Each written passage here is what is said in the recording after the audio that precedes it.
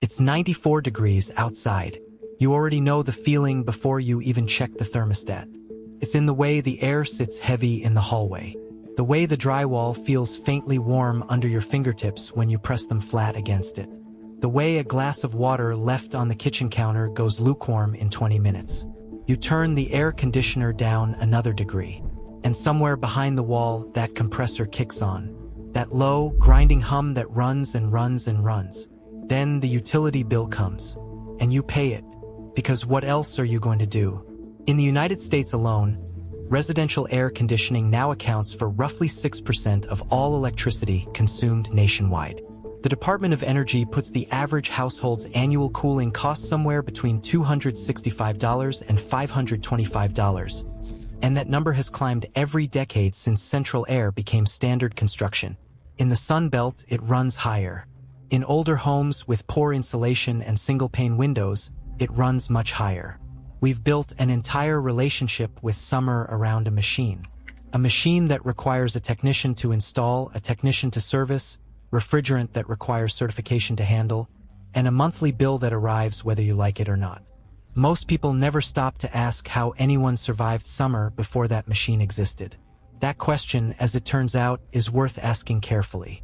A few years ago, a building contractor named Elmer Weaver, a man who'd spent 30 years doing residential work in southeastern Pennsylvania, told me something I couldn't shake. He'd been hired to do repair work on an Amish farmhouse outside Intercourse, Pennsylvania. Midsummer, the kind of August day where the humidity turns the air into something you can almost chew. He stepped inside expecting the thick, close heat that fills any unventilated old farmhouse. Instead, it was cool. Not air-conditioned cool. Not the aggressive, dry, almost clinical cold of forced refrigerated air. Something different. A quiet, steady coolness. Like stepping into a root cellar. Like the air had mass to it. He asked the woman of the house about it. She looked at him like the question barely made sense. "The house stays cool," she said. "It always has."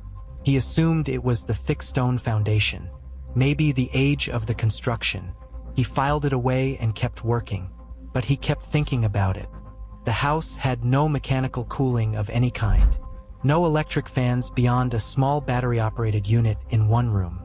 The windows were open, and on a day where his truck's cab had hit 112 degrees before he turned the engine over, the interior of that farmhouse held somewhere around 74. He eventually started asking around. Not just in that community, but historically. What were those houses actually doing? The first place Elmer looked was the Penn State Agricultural Extension Archives, those public bulletins that land-grant universities produced for rural families throughout the late 19th and early 20th centuries. Before mechanical cooling became standard, universities like Penn State, Ohio State, and Purdue were actively publishing guidance on passive home cooling, building orientation, roof overhangs, ventilation stack design. Most of that literature has never been digitized. It lives in physical collections, in county extension offices, in university basement archives that researchers rarely visit anymore. What he found there wasn't a single trick. It was a system, a set of interlocking principles that pre-industrial builders understood almost intuitively, because they'd inherited the knowledge from generations who had no alternative. But within that system, there was one element that kept appearing in the older documentation with surprising emphasis. One element that the Amish and other plain communities had preserved in daily practice while the broader culture quietly abandoned it. It had to do with evaporation, not air conditioning, not refrigeration, not anything requiring a compressor, a technician, or a monthly bill. Just water, and airflow, and a few dollars worth of materials from any hardware store. Here's the physics, explained the way a farmer in 1910 would have understood it, because the science hasn't changed. When water evaporates, it doesn't just disappear. It absorbs heat. Specifically, it absorbs heat from whatever it's sitting on, or whatever air is moving across it. This is called the latent heat of vaporization.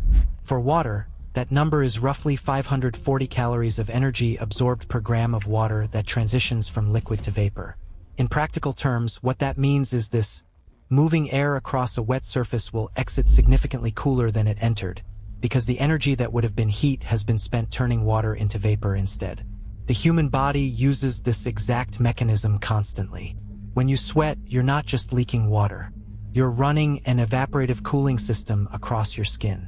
The sweat evaporates, pulling heat away from your surface, and you cool down. It's why standing in a breeze feels cooler than standing in still air even at the same temperature. The moving air accelerates the evaporation rate. Now apply that principle to a house. If you place a wet, porous material in the path of incoming air, at a window, at a vent, at any opening where outside air naturally flows in, that air must pass through or across the moisture before it enters the living space. In doing so, it sheds heat. It arrives inside cooler than it left outside. The temperature drop depends on conditions. In dry climates, the American Southwest, the high plains, this effect can be dramatic. 25, even 30 degrees Fahrenheit of cooling are achievable. In more humid climates, the effect is smaller, because humid air is already partially saturated and can't absorb as much additional moisture. But even in moderately humid conditions, the Mid-Atlantic, the Upper South, the Midwest, research from Lawrence Berkeley National Laboratory on passive ventilation systems has documented consistent drops of 10 to 20 degrees Fahrenheit in air temperature when properly designed evaporative flow is used. 10 to 20 degrees, without a single moving mechanical part, without a drop of refrigerant, without a utility account. This is not a new discovery. The Persians called their version a badger, a wind catcher. Towers built into the rooflines of homes in the Iranian plateau, designed to funnel prevailing winds down into the interior, where they passed over subterranean channels of water before being distributed through the living space. Some of those structures have been in continuous operation for over 1,000 years. Researchers at the University of Tehran documented interior temperatures in traditional badger homes holding at roughly 85 degrees Fahrenheit on days when exterior temperatures exceeded 110. The Romans built their urban insulae, those enormous apartment blocks, with interior courtyards that served a similar function. The courtyard faced away from the afternoon sun. Fountains ran in the center. Air circulated through the cooler, shaded, moisture-rich interior before rising out through the open-sky atrium above. It was a passive evaporative loop. In colonial America, the dogtrot house was a common form across the hot, humid South. Two enclosed rooms connected by a covered open passage, the trot, that acted as a natural wind tunnel. Beds were sometimes moved into the trot during the worst summer heat. The design was understood intuitively. Create a shaded passage where air could move, slow down, and deposit its heat before entering living spaces. In the early American Southwest, adobe construction and thick earth walls served as thermal mass, absorbing heat during the day, releasing it slowly at night, keeping interior stable. Spanish colonial builders routinely oriented windows not toward views, but toward prevailing evening breezes. These weren't accidents.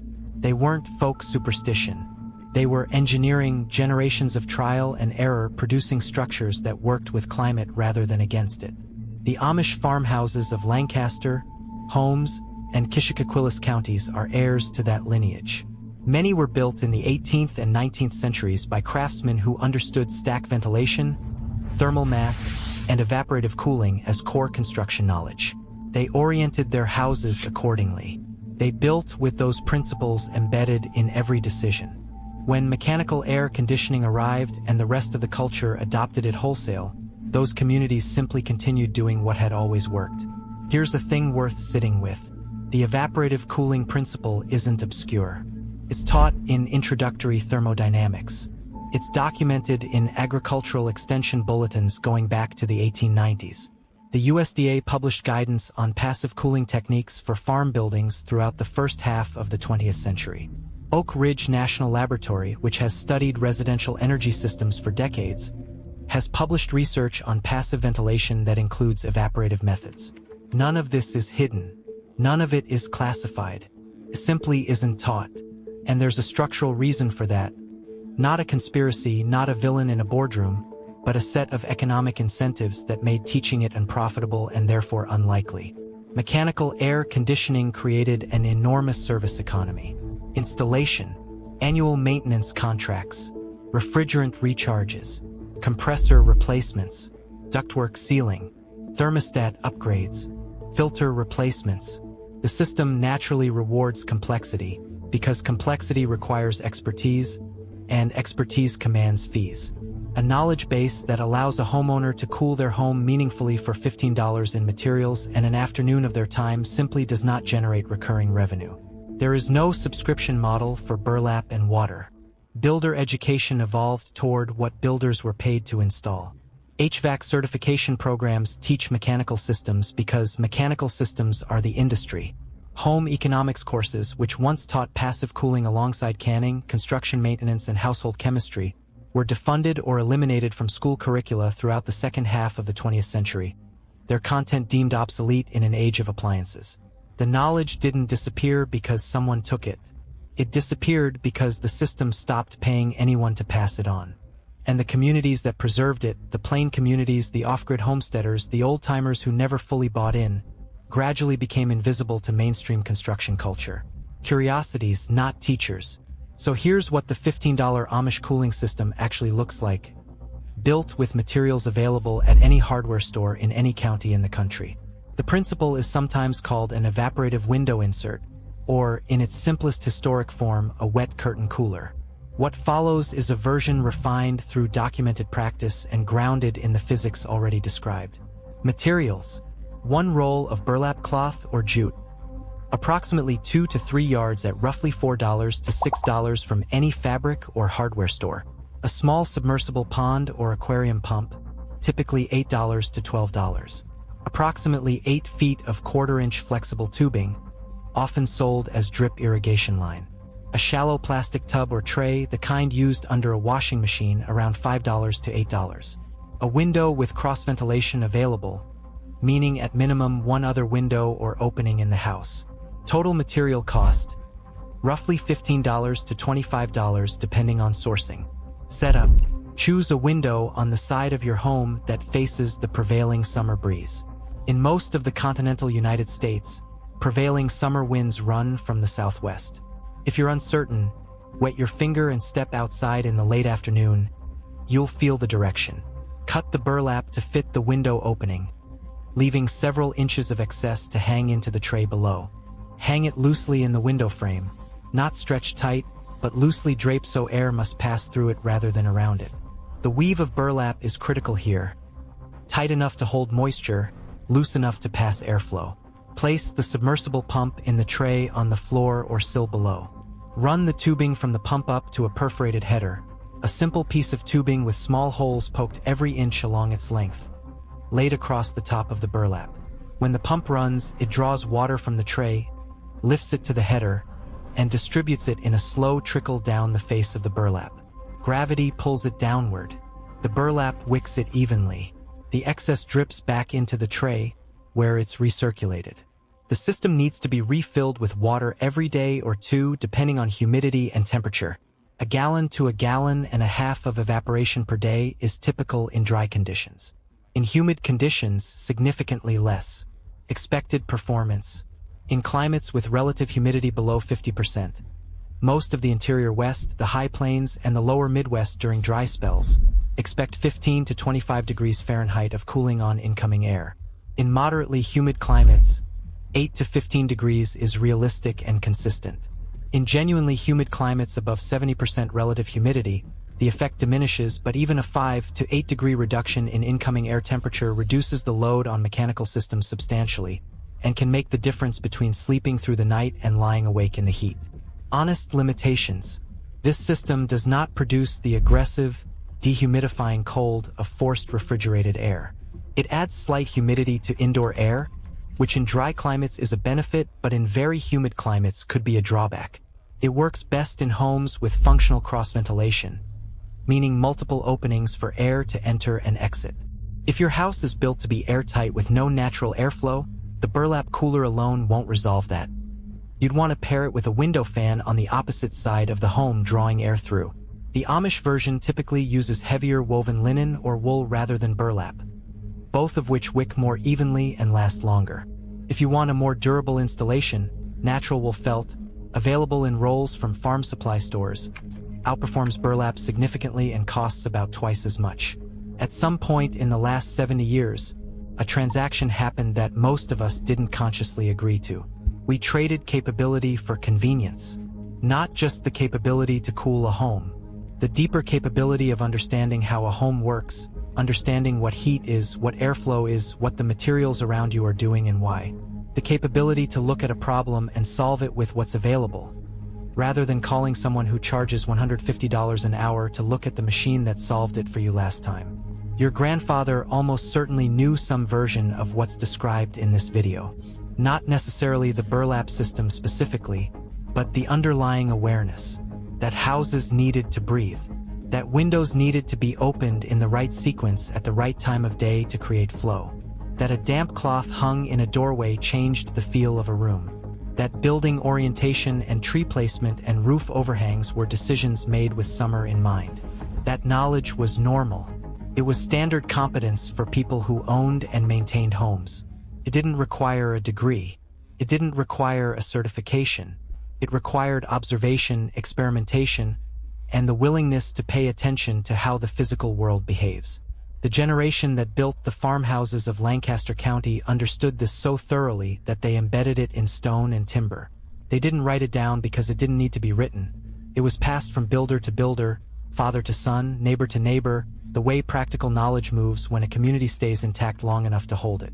We are, most of us, the first generation in human history to reach adulthood without that transmission. Not because the knowledge was destroyed, but because the transmission chain was broken, one generation of convenience at a time. There's nothing particularly sinister about any of this. No single decision, no single industry, no coordinated effort. Just a slow drift. Mechanical cooling arrived, and it worked better in the short term than anything that had come before. It worked in humid climates where evaporation struggled. It worked in dense urban environments where cross-ventilation was impossible. It gave builders a standardized solution they could install reliably in any house in any climate. The market rewarded it, construction codes began to assume it, and within 2 generations it became so embedded in how we build and live that the alternatives stopped being passed on. The result is that the average American homeowner now spends roughly $1,500 to $3,000 to have a central air system installed, and then $300 to $500 a year to run it, to solve a problem that previous generations solved with orientation, material choice, airflow management, and a few dollars of cloth and water. And the gap between what we pay and what was once understood, that gap is not a technical problem. It's a knowledge problem. And knowledge problems are the only kind that can be solved for free. The burlap cooler is one piece of a larger system that those farmhouses were running, a system of interlocking passive decisions that, taken together, could reduce interior temperatures by 25 to 35 degrees on the hottest days without a single watt of mechanical cooling. The window cooler handles incoming air temperature. But there are 2 other problems those houses were solving simultaneously. The first, where does heat come from inside the house? Not the heat that comes through the windows. The radiant heat, the heat that comes through the ceiling from an attic that on a 95-degree day can reach 150 degrees or more. A roasting cavity directly above the living space, conducting heat downward through every surface you touch. There is an Amish solution for that too. One that costs almost nothing, involves a material most people throw away, and that a 1943 agricultural bulletin from Ohio State Extension describes in detail. A bulletin that was printed in the thousands, distributed to rural families across the Midwest, and then quietly stopped being reprinted when mechanical attic ventilation fans became commercially available. The second problem, why does your house stay hot after the sun goes down? That question has an answer that no one in the HVAC industry has any financial incentive to give you. We'll look at both.